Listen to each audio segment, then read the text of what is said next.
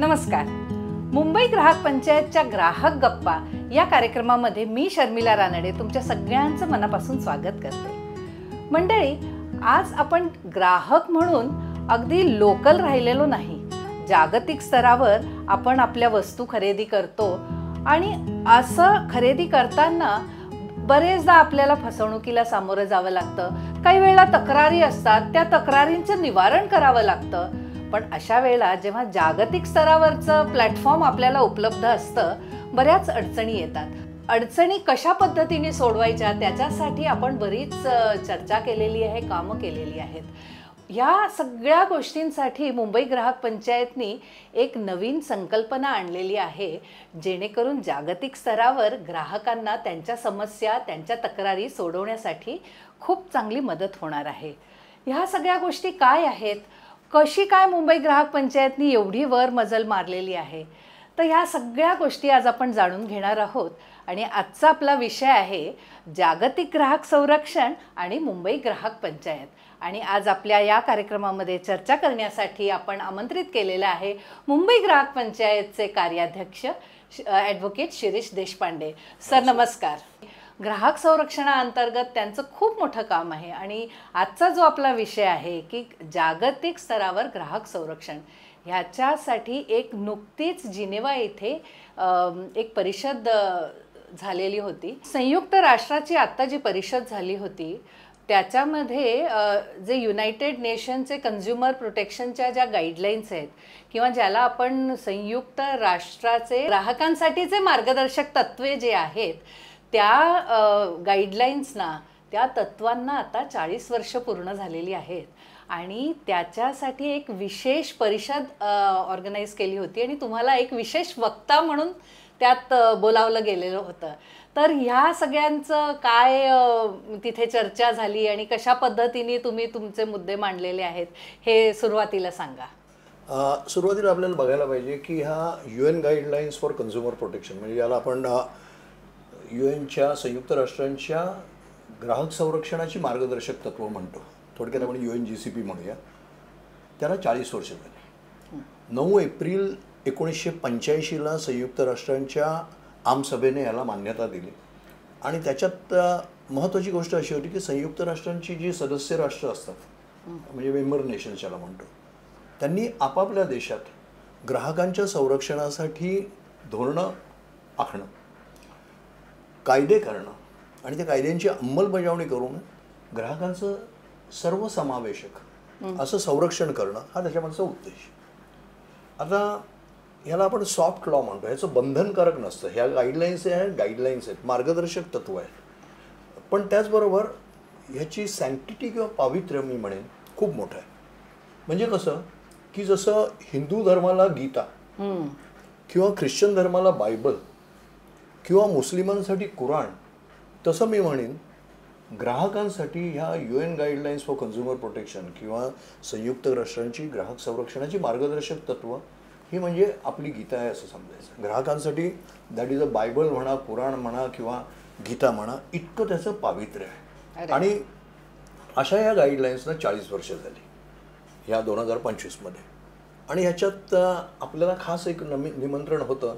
त्याचं कारण असं तुला आठवत असेल की आपण जवळजवळ 2011-12 पासून टू बी प्रिसाईज ह्या ग्राहक संरक्षण मार्गदर्शक तत्वांबद्दल खूप मोठं काम आंतरराष्ट्रीय स्तरावर कन्झ्युमर्स इंटरनॅशनल ही जी ग्राहकांचं एक जे फेडरेशन आहे की ज्याचे आपण पूर्ण सदस्य आहोत, त्यांच्या थ्रू संयुक्त राष्ट्रांबरोबर विचारांचं आदान प्रदान करून काम करत आलो होतो.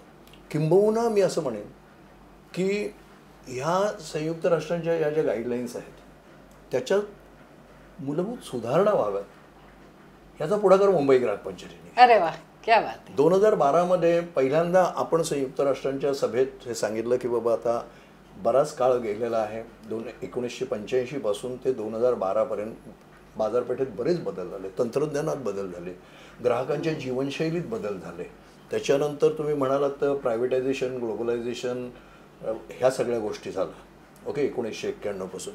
त्यामुळे ग्राहकांपुढे वेगवेगळी आव्हानं निर्माण झाली आणि त्या दृष्टीने या गाईडलाईन्स कमी पडत होत्या. आणि त्यामुळे आपण पहिला विचार मांडला की ह्याच्यात आमूलाग्र बदल होणं आवश्यक आहे. ते 2012 साली त्यांनी मान्य केलं आणि 2012 साली मान्य केल्यानंतर त्याच्यावर आता सुधारणा काय करायच्या हा प्रश्न आला आणि त्याच्यावर परत चर्चेचा सिलसिला संयुक्त राष्ट्रात झाला आणि त्याच्यात 2012 ते 2015 आपण संयुक्त राष्ट्रांच्या सर्व सभेत वारंवार उपस्थित राहून आपली भूमिका मांडली आणि मला सांगायला आनंद वाटतो की त्याच्यातलं एक महत्त्वाचं क्रिएशन आपलं म्हणजे की आपण सांगितलं की या सुधारणा सगळ्या तुम्ही करा. आपण संयुक्त म्हणजे कन्झ्युमर्स इंटरनॅशनलतर्फे मला आठवतं आहे 20 सुधारणा सुचवल्या होत्या सगळ्यांनी मिळून सगळ्या ग्राहक संघटना. त्यातली एक महत्त्वाची सूचना आपली अशी होती की ह्या सगळ्या सुधारणा जरी तुमच्या ह्या कन्झ्युमर प्रोटेक्शनच्या गाईडलाईन्समध्ये जरी गेल्या उद्या तर त्याच्या अंमलबजावणीचं काय. तर त्या अंमलबजावणीसाठी आपण एक यंत्रणा सुचवली होती आणि त्याच्यावर तुला माहिती आहे की खूप वाद झाला. अमेरिका, इंग्लंड, जर्मनी हे सगळ्या प्रगत राष्ट्रांनी त्याला कसून विरोध केला. पण त्या सगळ्या विरोधावर मात करत आपण केंद्र सरकारची मदत घेऊन इतर सर्व राष्ट्रांना कन्व्हिन्स केलं की याची गरज काय आहे. आणि 2015-22 डिसेंबरला मला आठवतं आहे संयुक्त राष्ट्राच्या आमसभेने म्हणजे जनरल असेंब्लीने ह्या सुधारित गाईडलाईन्सना मान्यता दिली 22 डिसेंबर 2015ला. आणि त्याच्यानंतर 2016 ही जी आपण नवीन देखरेख यंत्रणा जी आपण सुचवली मुंबई ग्राहक पंचायतीने ती अंमलात आली आणि त्याच्यानंतर 2016 आजतागायत दरवर्षी जुलैला 2 दिवस याची देखरेख समितीची ही परिषद होते की ज्याच्यात देखील आपण सतत उपस्थित राहतो आणि आपण योगदान देतो. तर हे सगळं कारण होतं आणि त्यामुळे आत्ताची जी जिनिवाची जी 5 दिवसांची जी एक पंचवार्षिक बैठक ज्याला आपण म्हणतो की याच्यात सगळ्या गोष्टींचा आढावा घेतला जातो गेल्या 5 वर्षातला आणि पुढच्या 5 वर्षात काय करायचं त्याचा आढावा घेतात. तर त्या ह्याच्यात आपल्याला निमंत्रण होतं आणि तिथे आपण काही गोष्टी मांडल्या. आता ह्या जेव्हा गाईडलाईन्स आपण म्हणतो आणि त्या गाईडलाईन्सचा आणि कन्झ्युमर कायद्याचा काही मग संबंध असा येतो का. अर्थात किंबहुना मी म्हणेन असंच की जर का आपण आज देशादेशातले जर का ग्राहक संरक्षण कायदे पाहिले तर काय चित्र दिसतं. 9 एप्रिल 1985ला या UN गाईडलाईन्स आल्या. भारतात ग्राहक संरक्षण कायदा केव्हा आला 1986 डिसेंबर. मलेशियाला केव्हा आला 1999ला आला. फिलिपिन्स, साऊथ कोरिया, थायलंड ह्या सगळ्या म्हणजे शेवटी विकसनशील आणि अविकसित देशांनी ह्या गाईडलाईन्सपासून प्रेरणा घेऊन आपापल्या देशामध्ये ग्राहक संरक्षणाची धोरणं आणि ग्राहक संरक्षणासाठी कायदे केले. तर त्यामुळे पहिलं जर का तुम्हाला विचारशील की या गाईडलाईन्सचं योगदान काय तर ह्या गाईडलाईन्समुळे आज बहुतेक सगळ्या देशांमध्ये ग्राहक संरक्षणासाठी कायदा अस्तित्वात आहे. हे त्याचं सगळ्यात महत्त्वाचं फल आहे. आणि त्याच्यानंतर 2016 आपण जे ॲड केलं की आता नुसते कायदे असून चालणार नाही की ह्या कायद्यांची अंमलबजावणी होते की नाही आणि ह्या कायद्याबरोबरच तंत्रज्ञान जसं तुमचं बदलत जातं तसं या बदलत्या काळानुसार बदलती आव्हानं त्याला सामोरं जाण्यासाठी आपण आंतरराष्ट्रीय स्तरावर काही करू शकतो का हा विचार आता प्रबळ होतो आहे आणि तिथे आपलं एक योगदान महत्त्वाचं आहे. मग आत्ता या जागतिक परिषदेमध्ये कुठल्या विषयी अजून चर्चा किंवा कुठला विषय त्यांनी ठरवला होता का की या विषयावर आपण जागतिक स्तरावर चर्चा करायची. आता यातला एक महत्त्वाचा विषय म्हणजे प्रॉडक्ट सेफ्टी म्हणून वस्तूंची सुरक्षितता. आता ग्राहक म्हटलं की कुठली ना कुठली तरी वस्तू आपण नेहमीच वापरत असतो. मग ती खाद्यान्न असो ती औषधं असोत किंवा तुम्ही वापरणाऱ्या वस्तू असोत कॉस्मेटिक्स असतो ड्रग्स असोत काही असो ह्या वस्तू सुरक्षित असणं हे आवश्यक आहे. किंवा तुला माहिती आहे की ग्राहकांचा पहिला मूलभूत अधिकार कोणता सुरक्षित सेफ्टी राईट टू सेफ्टी. आणि तुला गंमत वाटेल की ह्या सुरक्षेसाठी म्हणून देशादेशात कायदे आहेत पण आज जवळजवळ जगातल्या 44% देशांमध्ये प्रॉडक्ट सेफ्टीच्या दृष्टीने कायदेच नाही आहेत. 44% देशांमध्ये कायदेच नाहीत. तर त्यामुळे आज संयुक्त राष्ट्रांच्या ह्या सभेत एक असा ठराव करण्यात आला की सगळ्या देशांना मार्गदर्शक असा आदर्श ज्याला म्हणतो तसा मॉडेल प्रॉडक्ट सेफ्टी कायदा तयार करायचा आणि त्या दृष्टीने जगातल्या सर्वच ग्राहकांचं संरक्षण होईल. हे संयुक्त राष्ट्राचं एक सध्याचा एक काळजीचा विषय आणि त्या दृष्टीने बरीचशी चर्चा झाली. पण मला म्हणजे आपला 2019 मध्ये जो ग्राहक संरक्षण कायदा आला त्याच्यामध्ये प्रोडक्ट सेफ्टीच्या अनुषंगाने काही प्रोव्हिजन्स आलेले आहेत ना. तर ह्याच्या अनुषंगाने तुम्ही नक्कीच तो मुद्दा मांडला असेल. किंबहुना ती जी संबंध चर्चा चालली होती या जिनिव्हाच्या आत्ताच्या बैठकीत की प्रॉडक्ट सेफ्टी आणि त्याच्यातनं उत्पादकाची कायदेशीर जबाबदारी, ऑब्लिगेशन टुवर्ड्स द कन्झ्युमर्स, असं चाललं होतं. त्याच्यात आपण मला संधी मिळाली तेव्हा मी एक इंटरव्हेन्शन केलं आणि त्याच्यातनं दाखवून दिलं की भारतातल्या ग्राहक संरक्षण कायदा जो आपण आता 2019 मध्ये सुधारित ग्राहक संरक्षण कायदा आणला आहे, त्या कायद्यामध्ये प्रॉडक्ट सेफ्टीवर एक सेपरेट चॅप्टर आहे, प्रॉडक्ट लायबिलिटी.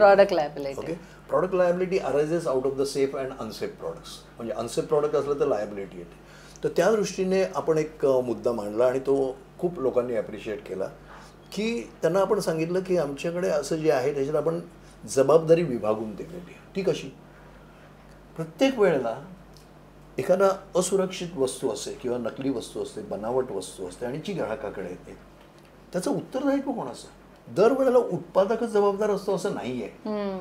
कधी कधी तो सप्लाय करणारा जो सप्लायर असतो किंवा तो पॅक करणारा जो पॅकर असतो, ओके, किंवा विक्रेता असतो, त्या विक्रेत्याची पण जबाबदारी असते, पॅकरची पण जबाबदारी असते, किंवा त्यामुळे घरी आणून देतात, हो, किंवा ते डिलिव्हरी करणार. तर त्यामुळे मी तिथे एक मुद्दा प्रकर्षाने मांडला की ही जबाबदारी केवळ तुम्ही उत्पादकांवर ठेवून चालणार नाही, तर ती जबाबदारी कुठे कुठे विभागली गेली पाहिजे आणि कुठल्या परिस्थितीत विभागली गेली पाहिजे हे जर का बघायचं असेल तर तुम्ही भारताच्या ग्राहक संरक्षण कायद्यामधला आमचा जो चॅप्टर आहे त्याच्यातनं काही शिका असं हे सांगितलं. आणि भारताला अशा गोष्टी बऱ्याच देण्यासारख्या आहेत हे त्या निमित्ताने आपल्याला दाखवून देतात. शेवटी भारत आहेच विश्वगुरु हे परत एकदा सिद्ध होत आहे. सर, आपल्याला नक्कीच की कुठलंही प्रोडक्ट आपण वापरत असताना किंवा त्याच्यातनं काही एखादा हार्म किंवा त्याच्यातनं काही ग्राहकाला नुकसान झालं, इंजुरी झाली, तर ती आपण आपल्या कायद्याच्या अनुषंगाने पुढे नेऊ शकतोच.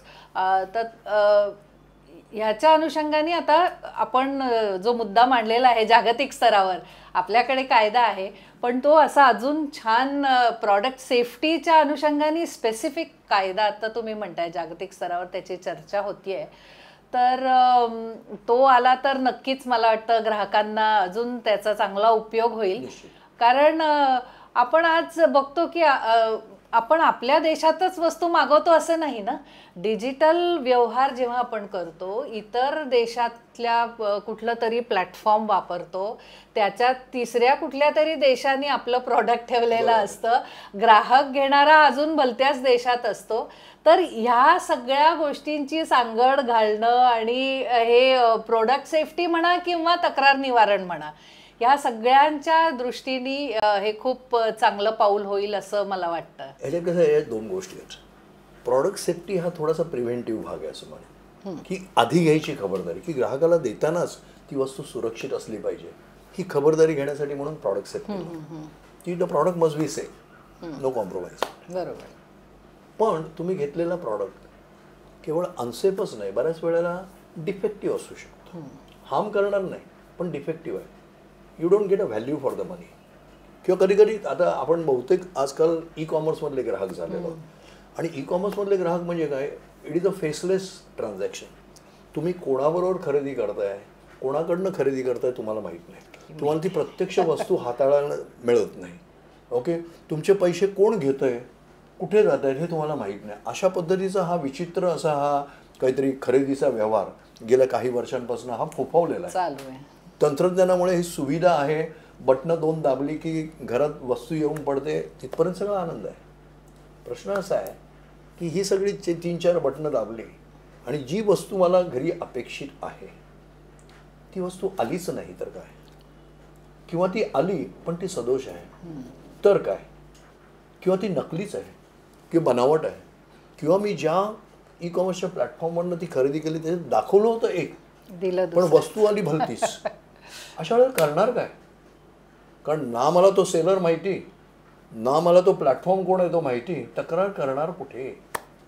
आणि याच्यातनं सगळ्यात महत्त्वाचं आंतरराष्ट्रीय स्तरावर आज जी समस्या आहे ती की मगाशी तू म्हणालीस तसं ह्या प्लॅटफॉर्मवर येणारे 4 खेळाडू, एक म्हणजे तो प्लॅटफॉर्म म्हणजे ई कॉमर्स प्लॅटफॉर्म, कुठलेही आपल्याला नावं घ्यायची नाहीत पण कुठलाही हा प्लॅटफॉर्म, त्याच्यानंतर त्याच्यावर ती वस्तू विक्रीला ठेवणारा तो विक्रेता, आणि त्याच्यानंतर ती जी वस्तू ठेवलेली असते त्याचा उत्पादक आणि दुसऱ्या देशातला असतो. ओके, त्यामुळे असं चित्र दिसतं बऱ्याच वेळेला की हा प्लॅटफॉर्म एका देशाचा, वस्तू उत्पादित झालेली आहे तो दुसरा देश, विक्रेता तिसऱ्या देशातला आणि ग्राहक चौथ्या देशात. आता अशा वेळेला सगळं आलबेल झालं, नो प्रॉब्लेम. पण तक्रार आली तर तक्रारीचं निवारण कुठल्या देशाच्या कायद्यानुसार करायचं, हा एक मोठा गहन प्रश्न गेले काही वर्ष सातत्याने जागतिक स्तरावर चर्चेला जात होता.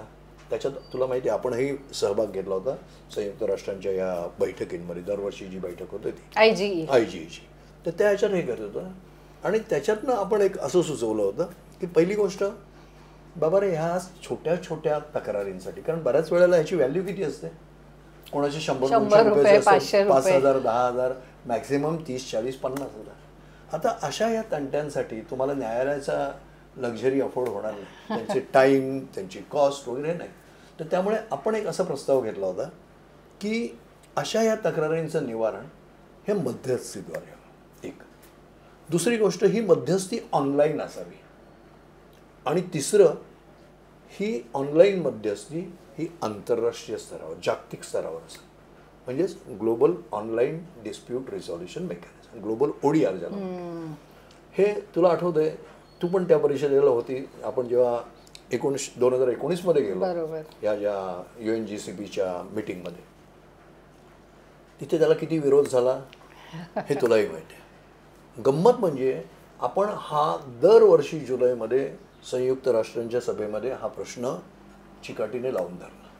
मला एकदा तर आठवतं आहे, मला वाटतं 2021 मधली गोष्ट असेल. 21 मधल्या जुलैमध्ये तर इंग्लंड अमेरिकेच्या प्रतिनिधींनी तर सतत आपल्याला विरोधच करायचा ठरवला होता, आणि त्याच्यात त्यांनी स्पष्ट सांगितलं की Shirish you are reinventing the broken wheel of the global ODR.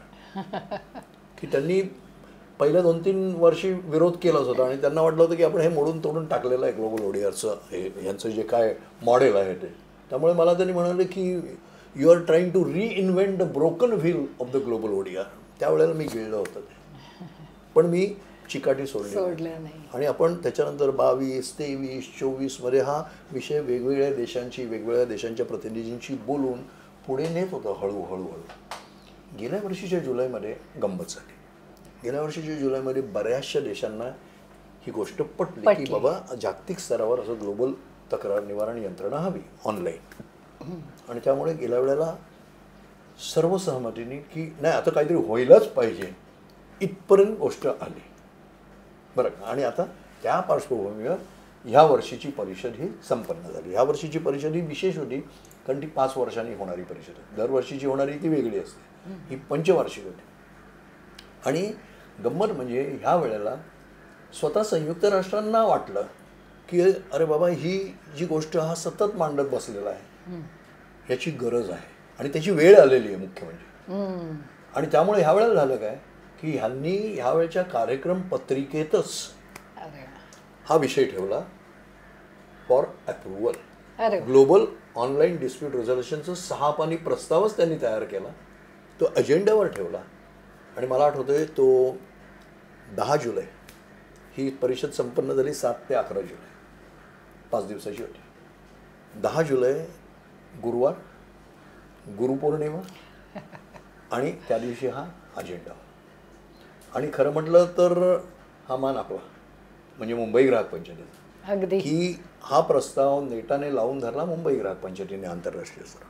पण आपण संयुक्त राष्ट्रांच्या ह्या परिषदेमध्ये आपलं स्टेटस आहे ऑब्झर्वर किंवा निरीक्षक म्हणून आहे. आपण संयुक्त राष्ट्रांचे सदस्य राष्ट्र नाही, ते सरकारचं काम आणि सरकार तिकडे प्रतिनिधित्व करतं. ह्यांना सगळ्यांना सरकारना वोटिंग राईट्स असतात, एखादा ठराव मांडायचा, विरोध करायचा वगैरे वोटिंग करण्याचा अधिकार त्यांना असतो. आपण फक्त निरीक्षक असतो. पण त्याचबरोबर आपल्याला बोलण्याचं स्वातंत्र्य असतं, त्याचा आपण पुरेपूर उपयोग केला आणि आपली बाजू नेहमीच मांडत आलो, कसोशीने मांडत आलं.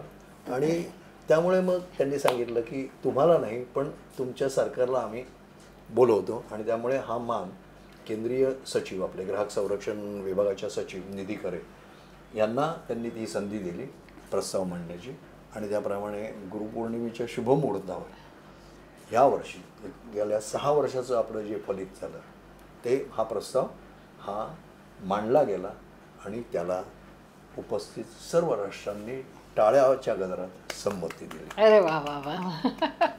म्हणजे बघितलं मंडळी की किती चिकाटी किती सातत्याने हा मुद्दा लावून धरलेला आहे सरांनी. मला आठवत आहे 2019 मध्ये सरांसोबत मलाही जायचं सौभाग्य प्राप्त झालेलं होतं आणि तेव्हा 19 मध्ये पहिल्यांदा आपण ग्लोबल ODR हा विषय तिथे मांडलेला होता.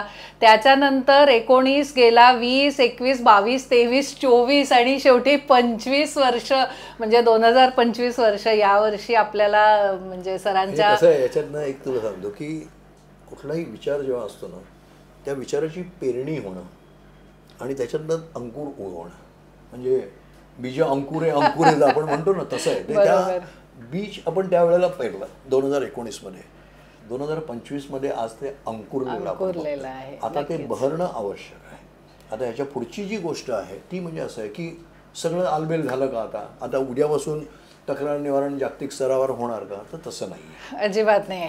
भरपूर आव्हानं असतील. आता खरं म्हणजे आता मी म्हणेन की आता हे खरं आपलं काम सुरू झालं की आपण एक कॉन्सेप्ट मांडली, कल्पना मांडली की बाबा हे असं हे मॉडेल असावं, अशी ही व्यवस्था जागतिक स्तरावर असावी. आता इथे मला एक सांगायला अभिमानाने आनंद वाटेल की ह्याच्यातलं जे मुख्य हर्डल किंवा जो अडथळा होता ना ज्याला आपण क्रॉस बॉर्डर ज्युरिस्डिक्शन म्हणतो की बाबा 4 देशांचं मगाशी जे आपण उदाहरण घेतलं की इकडे ज्या ई-कॉमर्स प्लॅटफॉर्मवरच्या या ज्या तक्रारी आहेत त्याचं निराकरण करताना 4 खेळाडू असतात, 4 देशातले असले तर प्रत्येकजण म्हणणार की माझ्याच देशातल्या कायद्यानुसार त्याचं निवारण हवं. आणि त्याच्यावर परत आपण सोल्युशन काय सांगितलं? आपण म्हटलं ज्या देशाचा ग्राहक त्या देशाचा कायदा. अरे वा. आणि हे मान्य झालं. हे मला सांगायला आज आनंद आणि अभिमान वाटतो की आपण सांगितलं की भांडत बसू नका, साधा गोष्ट आहे. शेवटी ग्राहक हा राजा की नाही. वस्तू तुम्ही कोणासाठी पुरवता? ग्राहकासाठी पुरवता ना. मग त्या देशाला जो काय कायदा असेल त्या याच्याप्रमाणे तक्रार निवारण होणं आवश्यक. अरे वा. अर्थात ह्याच्यात आम्ही आता आपण आणखी एक नवीन इनोव्हेटिव्ह कल्पना मांडली ती परत अजून रुजायची की तक्रार निवारण करताना त्या ग्राहकाच्या देशातलं ग्राहकाचा कायदा असेल त्याप्रमाणे निराकरण होणं आवश्यक. अंमलबजावणीची वेळ आली तर काय करणार?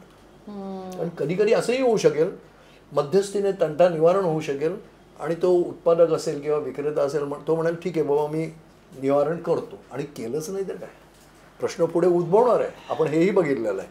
आता हा प्रश्नाचं काय करायचं? मग तिथे कायदा म्हणतात कारण तो त्या देशात असणार आहे. तिथे तुमचा कायदा कमी पडणार किंवा ग्राहकाच्या देशातला कायदा तोकडा पडणार आहे. आणि म्हणून आपण त्याच्यात आता असं सुचवलेलं आहे की when it comes to implementation and execution म्हणजे त्याच्या समजा त्या निवाड्याची जी काही सेटलमेंट झालेली आहे ज्याला आपण सेटल्ड ॲग्रीमेंट म्हणतो, सेटलमेंट ॲग्रीमेंट, ते त्याची जर का अंमलबजावणी झाली नाही तर ज्या देशात त्यांनी अंमलबजावणी करायची असते ज्या पार्टीने त्या देशाचा कायदा कारण त्यांना त्या कोर्टाने शिक्षा करणं आवश्यक आहे तर त्यामुळे त्या देशाचा कायदा लागू पडेल. असं हे आपण एक ड्युअल मोडमध्ये ज्याला दुहेरी मोड म्हणतो असं की क्रॉस बॉर्डर ज्युरिस्डिक्शनमध्ये आपण हे नवीन एक हे केलेलं आहे आणि this is again to be tested. तर त्यामुळे ह्या खूप इंटरेस्टिंग गोष्टी आहेत. पण मला सांगायला आनंद वाटतो की आज आपण ह्या गोष्टी सांगतोय आणि जगाला त्या पटत आहेत. आणि मला एक चित्र असं दिसतंय की येत्या 1 ते 2 वर्षात ह्याला वेळ लागणार आहे. आज हे झालं म्हणून लगेच उद्यापासून होणार नाही, 6 महिन्यात होणार नाही. हे सगळं मॉडेल करणं त्याच्यानंतर त्याचं ग्लोबल ODR म्हणजे त्याच्यातले मध्यस्थ कोण असतील, कशा पद्धतीने ते ऑनलाईन हे करतील, ह्याच्यात आपल्याला AIचाही वापर करायचा आहे.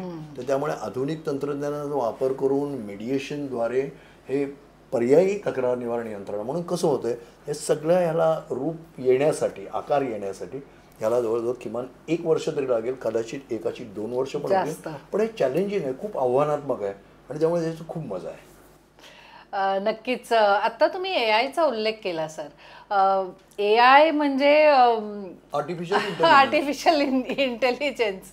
आता ते बघितलं तर आपल्या सोयीचं पण आहे आणि बघितलं तर एक खूप मोठं आव्हान पण आहे आपल्यासमोर. तर ह्या जागतिक परिषदेमध्ये AI चा रिस्पॉन्सिबली वापर करणं हो, ह्याच्यावर काही चर्चा झाली का? एक अख्खा दिवस चर्चा झाली, अर्धा दिवस चर्चा झाली. अरे वा. की आज AI हा एक डायनॉसॉर आहे असं मी म्हणेन, की तो काय करेल कोणालाच माहीत नाही. इतकं त्याची प्रगल्भता इतकी वाढलेली आहे तंत्रज्ञान. गंमत म्हणजे हे आर्टिफिशियल इंटेलिजन्स म्हणजे कृत्रिम प्रज्ञा ही तुमच्या नैसर्गिक प्रज्ञेनेच निर्माण केलेलं एक प्रॉडक्ट आहे, एवढं लक्षात घ्या. ओके, पण तरी पण आम्ही त्यांच्या आहारी जातोय का? कारण त्याच्या सोयी खूप आहेत. Many a time it is cost effective, it is time effective, हे लक्षात घ्या. आणि त्यामुळे आज तुम्हाला सांगतो की मेडिसिनमध्ये मेडिकल ऑपरेशन्स आज रोबोटिक ऑपरेशन्स होत आहेत. What is that? It is artificial intelligence. होऊ शकतं. आज कायद्यामध्ये तुम्हाला गंमत सांगतो की पेटिशन कसा असावा माझा. मी एकदा थोडंसं त्यांना सांगितलं की बाबा माझी ही तक्रार आहे, पेटिशन ड्राफ्ट करून दे ग्राहक संरक्षण कायद्याअंतर्गत भारताच्या. तो बेटा करून देतो. आपल्याला थोडंसं त्याच्यावर हे म्हणजे पूर्णपणे तुम्ही घेणं आज धोक्याचं आहे. तुमचं नैसर्गिक डोकं चालवणं हेही आवश्यक आहे, ते गहाण ठेवायचं नाही. हे पहिली गोष्ट ग्राहकांनी लक्षात ठेवली पाहिजे. पण AIचा वापर करणं हे आवश्यक आहे. आणि त्याच्यात जी चर्चा झाली आज जागतिक सगळे तज्ज्ञ त्याच्यात उपस्थित होते, त्याच्यातनं सोल्युशन नाही मिळालं. पण त्याचबरोबर गरज आहे हे सगळ्यांना पटलं आहे. आणि त्याच्यावर आर्टिफिशियल इंटेलिजन्सवर नियंत्रण असावं, सेफगार्ड्स असावेत, याच्याबद्दल एकमत झालं आहे. आता प्रश्न असा आहे की ते सेफगार्ड्स नक्की काय असावेत, नियंत्रण कशा पद्धतीचं असावं, नियंत्रण कोण करणार, हू विल रेग्युलेट AI. म्हणजे डायनॉसॉर म्हटल्यावर त्याला रेग्युलेट कोण करणार. तर त्या दृष्टीने अशी काही नॉर्म्स तुम्ही निर्माण करणार का, त्याची जी मार्गदर्शक तत्त्व करणार का. आणि ह्याच्यासाठी परत संयुक्त राष्ट्रांचं जे आपलं IG म्हणून जे आपण निर्माण केले देखरेख यंत्रणा, त्याच्या पुढचं हे मोठं आव्हान आहे. आणि येत्या वर्षभरात किंवा 2 वर्षात आपल्याला ह्या आंतरराष्ट्रीय स्तरावर AIचं जे सगळं भूत उभं राहिलेलं आहे किंवा महाराक्षस किंवा डायनॉसॉर, त्याला पाळण्यासाठी to tame it major steps will be taken. आणि त्याच्यासाठी देखील खूप विचारमंथन चालू आहे. आणि त्याच्यातलं खूप विचारमंथन ह्या परिषदेमध्ये झालं असं मी सांगेन. नक्कीच, कारण ही समस्या काही एका देशाची नाही आहे. सगळीकडे हल्ली डिजिटल व्यवहार होत आहेत, सगळीकडे AIचा वापर होतोय. तर जेव्हा AIचं आपण रिस्पॉन्सिबल पद्धतीने त्याचा वापर करणं किंवा त्याचं अल्गोरिदम काय कोण कसं बनवतं ते कुणालाही सांगितलं जात नाही, ते फक्त आपल्यावर असं टाकलं जातं. आणि दुसरीकडे AIच्या सोबत मशीन लर्निंग नावाचा प्रकार आहे. तर त्यामुळे त्या मशीन स्वतःला शिकवतायत आणि पुढे जाऊन हो आणि पुढे जाऊन ह्या सगळ्या गोष्टी कदाचित आपल्यासाठी कितपत आपण त्या झेपवू शकतो हे तुला माहिती आहे का. ह्या निमित्तानंच मी एक सांगू इच्छितो की आज काय झालेलं आहे की हे सगळं तंत्रज्ञान तुम्हाला अवेलेबल आहे, अगदी सामान्य माणसाला पण आहे. मी म्हटलं त्याप्रमाणे आपण डिजिटल युगात वावरतोय, ई-कॉमर्समध्ये वावरतोय. ओके, त्यामुळे ह्या सगळ्या सोयीसुविधा झाल्या ना, तरी मी तुला सांगतो की आजच्या इतका ग्राहक असुरक्षित यापूर्वी कधीही नव्हता असं मी म्हणेन. कारण का, तर आज माझ्या व्यवहारांवर माझा कंट्रोल राहिलेला नाही. आज मी काहीतरी व्यवहार करायला जातो आणि उद्या काहीही न करता सकाळी मी बघतो तर माझ्या बँकेमधलं अकाउंट साफ झालेलं, माझा काही दोष नसतो. कसं होतं हे असं? तुमचं तंत्रज्ञान. तर ह्या तंत्रज्ञानावर काय तुम्ही वेसण घालणार आहात, हे सगळ्यात मोठं आव्हान आहे. आणि हे आव्हानाबद्दल आंतरराष्ट्रीय स्तरावर चर्चा होणं आणि त्याच्यातनं सोल्युशन फाइंड आउट करणं, त्याच्यावर मार्ग हे करणं आणि त्याच्यावर एकंदरीत संबंध पुढे जाणं. कारण प्रगती करायलाच पाहिजे. मगाशी म्हटलं त्याप्रमाणे AI is a time effective आणि कॉस्ट इफेक्टिव्ह आहे. तर त्यामुळे त्याचा वापर होणं आवश्यक आहे. पण त्याचे जे साईड इफेक्ट्स ज्याला म्हणून ते देखील इतके भयानक आहेत. तर कुठल्याही जेव्हा आपण गोष्टीचा वापर करतो त्यावेळेला आपण कॉस्ट बेनिफिट रेशो बघतो की त्याची कॉस्ट किती आणि बेनिफिट किती आहे. If the risk is more, risk benefit पण म्हणतो आपण, if the risk is more and the benefits are less, then we have to reject that technology. पण if the benefits are more but there are some risk, then we must address this risk. आणि ह्या risk काय आहेत, challenges काय आहेत, धोके काय आहेत, हे बघून ते आयडेंटिफाय करून ते आयसोलेट करून त्याच्यावर सोल्युशन आणणं, हे आता सगळ्यात महत्त्वाचं चॅलेंज किंवा आव्हान. आज सगळ्या ग्राहक संस्थांपुढे आहे, सर्व देशांपुढे आहे. आणि म्हणून हा प्रश्न आपण हा सगळा ऐरणीवर आणण्याचा आणि त्याच्यात आपलं जे काय योगदान आहे, जे काय विचार आहेत ते सांगण्याची संधी आज मुंबई ग्राहक पंचायतीला मिळत आहे. अगदी छान आज आपल्याला माहिती इथे शेअर करता आलेली आहे. तुम्ही म्हणताय ते अगदी बरोबर आहे की सगळ्यात पहिले तर ग्राहकांनी जागरूक होणं गरजेचं आहे. त्यांना जगामध्ये काय चाललेलं आहे, आपल्या आजूबाजूला काय चाललेलं आहे, डिजिटल व्यवहार करताना आपल्याला कुठली काळजी घ्यायला हवी, कशा पद्धतीने आपण स्वतःला आपला डेटा सिक्युअर ठेवला पाहिजे, ह्या सगळ्या गोष्टी खूप महत्त्वाच्या आहेत. आणि पुढे जाऊन जेव्हा आपण जागतिक स्तरावरचा ग्राहक आज आपण बनलेलो आहोत, तर त्याच्यासाठी सुद्धा अनेक गोष्टी आज सरांनी सांगितलेल्या आहेत. सर, आज तुम्ही इथे खूप छान माहिती सांगितलेली आहे, त्यामुळे तुमचे खूप खूप धन्यवाद. असेच येत राहा आणि वेगवेगळ्या विषयांवर मार्गदर्शन करत राहा. आपण हा आपलाच प्लॅटफॉर्म आहे, आपलं काम एवढं छान आहे, एवढी चिकाटी, एवढं सातत्य, पर्सिवरन्स तुमच्याकडनं शिकण्यासारखं आहे. आम्ही कायमच या सगळ्या गोष्टी तुमच्याकडनं शिकत असतो आणि तुम्ही तुमच्या मार्गदर्शनाखाली आम्ही सगळे कार्यकर्ते काम करत असतो. त्यामुळे आम्ही स्वतःला खूप भाग्यशाली समजतो की आम्हाला तुमच्यासोबत काम करायची संधी मिळते आहे. याच्यात मला एक ॲड करायला आवडेल, म्हणजे शेवट जाता जाता, की हे जे ग्लोबल ODRचं मॉडेल आपण जे सांगितलं की आपण 6 वर्ष प्रयत्न केले आणि आता हिरवा सिग्नल मिळालेला आहे, हिरवा कंदील लागला. याच्या पुढे काम करताना आपलं एक मी सांगतो की आपल्याला पुढे स्कोप किंवा संधी किती आहे. तर ह्याच्यात मी सांगून आलेलो आहे तिकडे की मुंबई ग्राहक पंचायत काय करणार आहे. तो आत्ता जो मुद्दा स्पर्शला की ग्राहकांची जागृती, तो महत्त्वाचा आहे. की हे ग्लोबल ODR कसं काम करणार आहे किंवा AIचे फायदे, तोटे, दुष्परिणाम, त्याच्यातनं घ्यायची काळजी, डिजिटल व्यवहारात कसं वावरायचं त्याच्यासाठी घ्यायची काळजी, ह्या सगळ्यासाठी जागतिक स्तरावर ग्राहक जागृती करण्याची जबाबदारी आम्ही घेऊ असं मी सांगून आणि त्यामुळे आपल्या कार्यकर्त्यांना मुंबई ग्राहक पंचायतीला जागतिक स्तरावर ग्राहक संरक्षणाच्या बाबतीत जागृती करणं, नवीन तंत्रज्ञान लक्षात घेऊन याच्यासाठी खूप संधी आहे.